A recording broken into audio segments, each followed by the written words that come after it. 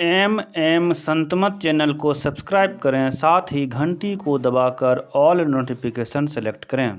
आप सभी से आग्रह है कि सत्संग को पूरा अंतिम तक देखें। संत सद्गुरु महर्षि में ही परमहंस जी महाराज का प्रवचन बहुत ही प्रभावशाली होता है एवं सार बातों का प्रवचन होता है।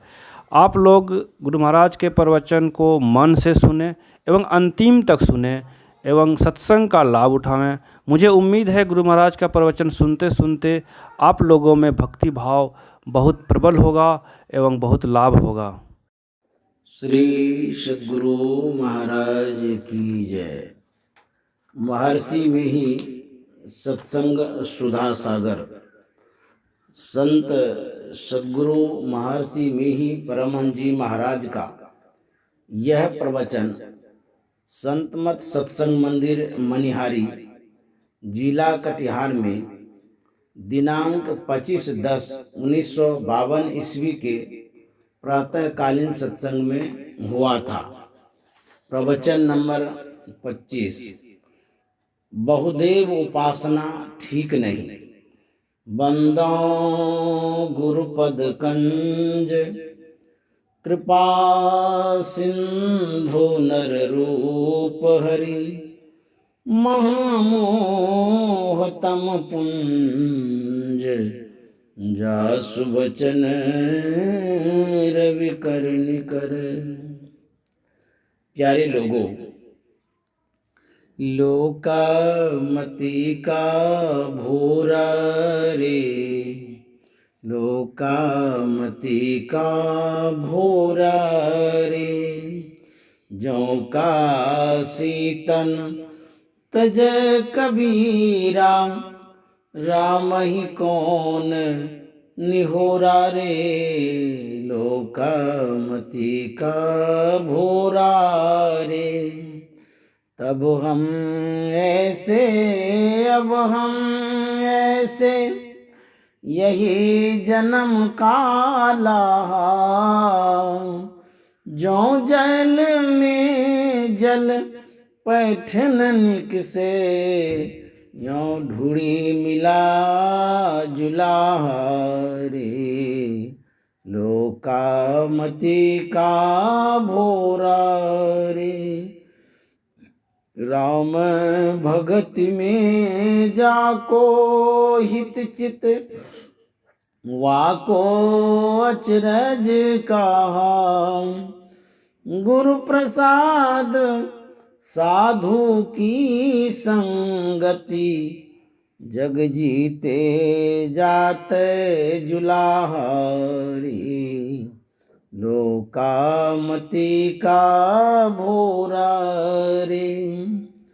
कहे कबीर सुनो हो संतो, भरम परो जन कोई, जस काशी तस मगहाऊ सर, हृदय राम जो होई,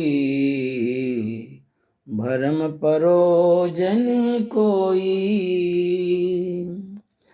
कबीर साहब कहते हैं, अरे सीधी बुद्धि का मनुष्य, यदि काशी में कबीर शरीर छोड़े, अर्थात काशी की लोकोक्ति महिमा के भरोसे कबीर काशी में शरीर छोड़े, तो राम से विनय करने का, राम भजन करने का कौन सा फल। तब अर्थात शरीर धारण से पूर्व में ऐसा था, और अब अर्थात शरीर धारण करके ऐसा हो, अर्थात शरीर धारण के पूर्व में विकार रहित था, और अब शरीर धारण करने पर भी विकार रहित हूँ। यही मनुष्य जन्म का लाभ है। जिस तरह जल में जल प्रविष्ट होकर फिर भिन्न होकर नहीं निकलता है, उसी तरह मैं जुलाहा शरीर रूपी घड़े से ढरक कर ईश्वर से जा मिला। राम भक्ति में जिसका चित्त प्रेम से लगा है, उसके लिए यह कौन सा आश्चर्य है। गुरु की कृपा और साधु के संग से जुलाहा अर्थात कबीर संसार को जीत कर जाता है। कबीर साहब कहते हैं कि हे संतो, भ्रम में मत कोई पड़ो। यदि हृदय में राम हो तो काशी जैसा है, उसर मगहा भी वैसा ही है। बहुदेव उपासना में ईश्वर का ज्ञान नहीं होता, एक ईश्वर पर निर्भरता भी नहीं होती। ऐसे व्यक्ति से पूछने पर ईश्वर के विषय में कुछ भी नहीं कह सकते। किंतु इसी भारतवर्ष के अंदर जो केवल एक ईश्वर की उपासना करते हैं वह कह सकते हैं। आर्य समाजी या कबीर, नानक आदि संत वाणी को समझने बूझने वाले जानते हैं, किंतु इन लोगों में भी अब कमी आ गई है। एक ईश्वर पर विश्वास नहीं और बहुदेव उपासना करनी एक प्रकार की नास्तिकता ही है। किंतु आजकल ऐसी हवा चल गई है कि लोग बाहरी आडंबर के कारण बाह्य पूजक को ही आस्तिक कहते हैं। जो बाह्य पूजन नहीं करते उसे ही नास्तिक कहा करते हैं। यह इस देश के लिए ठीक नहीं हुआ। संत वाणी में देवताओं का भी वर्णन है, किंतु इनको उतना स्थान नहीं दिया गया है। एक ईश्वर पर स्थिर होने कहा गया है। देव दनुज मुनि नाग मनुज सब माया विवश विचारे, तिनके हाथ दास तुलसी प्रभु कहाय पुन पौहारे। गीता में भगवान श्री कृष्ण ने कहा, देवताओं का व्रत करने वाले देवताओं के पास, पितरों का व्रत करने वाले पितरों के पास, भिन्न भिन्न भूतों को पूजने वाले उन भूतों के पास जाते हैं और मेरा भजन करने वाले मेरे पास आते हैं। संत कबीर साहब ने कहा, देवता पितर भुइया भवानी, यह मार्ग 84 चलन की। इसलिए मेरी भी यही इच्छा है कि सब कोई एक देव उपासी अर्थात ईश्वर उपासी बने। जो कोई ऐसा समझते हैं कि देवता की भक्ति नहीं करके एक ईश्वर की भक्ति करने से देवता रुष्ट हो जाएंगे, तो उनको क्या कहा जाए? वे तो राक्षस हैं। कोई कहा करते हैं कि साधारण लोगों में यह ज्ञान देना ठीक नहीं, उन्हें गंगा स्नान करने, दान दक्षिणा देने की ही शिक्षा दो। यदि सदा सबको यही शिक्षा दी जाए तो ऊंची शिक्षा कैसे प्राप्त करेगा? यदि कहो कि सब लोग खूब पढ़ लिख लेंगे, विद्वान होंगे, तब उन्हें यह शिक्षा दो, तो इतने ऊंचे ऊंचे विद्यालय में पढ़कर सब विद्वान हो जाए, कठिन है। यह ईश्वरीय ज्ञान तो धीरे धीरे सुनते सुनते सीख जाएंगे, चाहे एक अक्षर का भी ज्ञान नहीं हो। तोता जिसे मनुष्य के समान कंठ नहीं, उसे सिखाते सिखाते मनुष्य की तरह बोलने लगता है और अपनी ओर से भी पीछे बोलने लगता है, तब मनुष्य क्यों नहीं सीख सकता? लोग हमारे सत्संग पर आक्षेप करते हैं कि ये सबको ब्रह्मज्ञानी बना देंगे। वे चाहते हैं कि सबको नीचे ही रखें, तो रहो सब मिट्टी पूजते ही। लोग कहते हैं ये नीची जाति के लोग हैं, इन्हें उपदेश नहीं दो। यह कितना संकीर्ण हृदय है, यह बात अच्छी नहीं।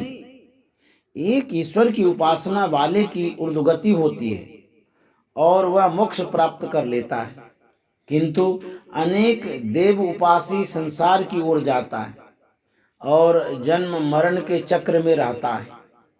यह संतमत एक उपासी बनने के लिए शिक्षा देता है।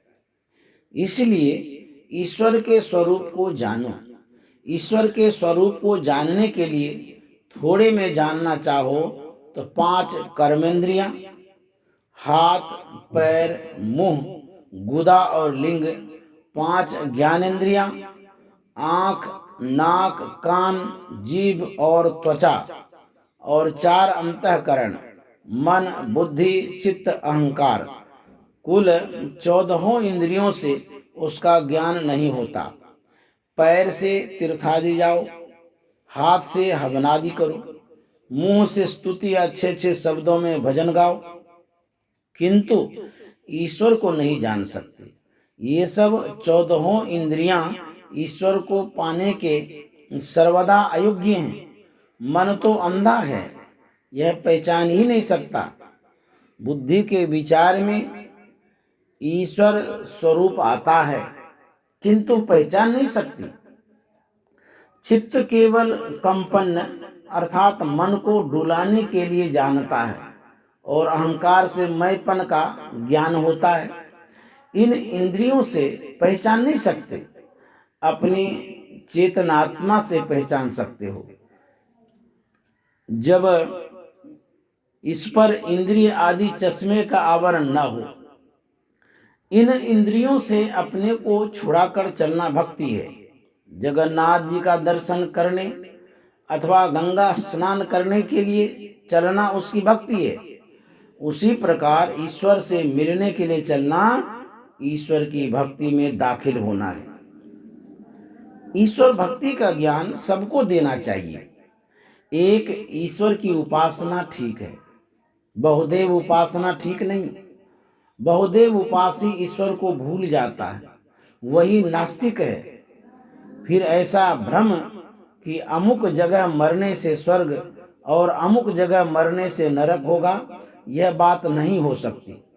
गंगा स्नान करने से, आपके मृतक शरीर को गंगा के किनारे जलाने से, अथवा आपकी हड्डियां या भस्म को गंगा जी में देने से स्वर्ग हरगिज नहीं हो सकता।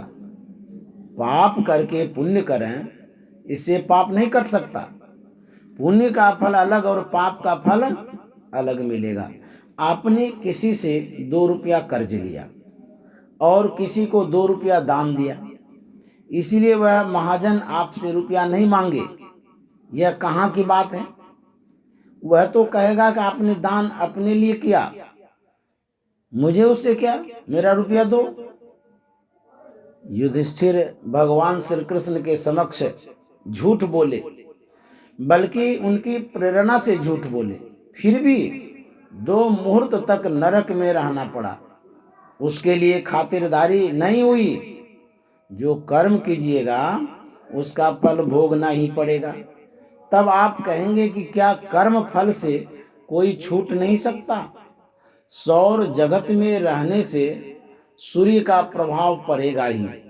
यदि सौर जगत से कोई पार हो जाए तो उस पर सूर्य का प्रभाव नहीं पड़ता। उसी प्रकार कर्म मंडल में रहने से कर्म का फल भोगना ही पड़ेगा। कर्म मंडल पार कर जाने से कर्म फल छूट जाएगा।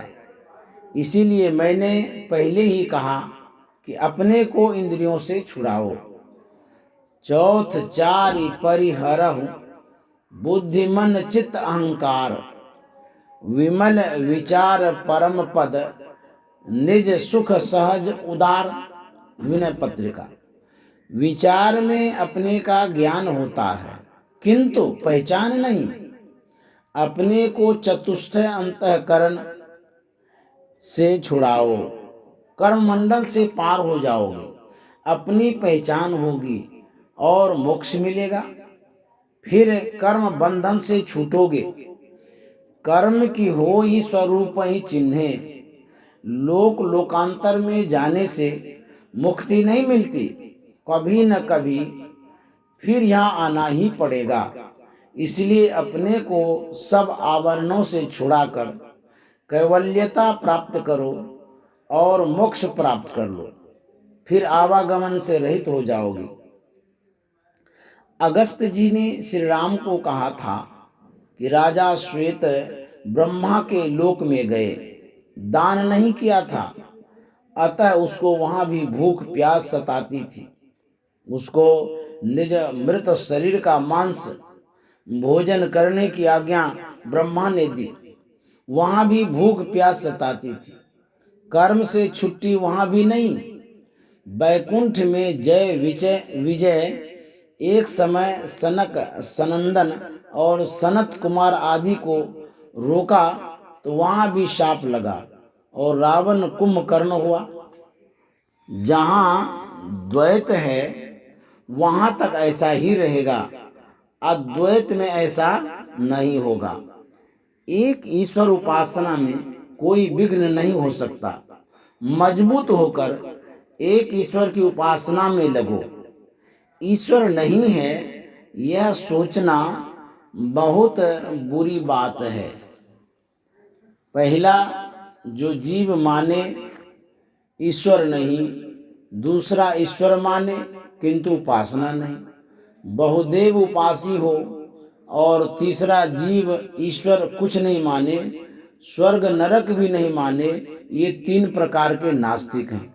इन तीनों से बचना चाहिए।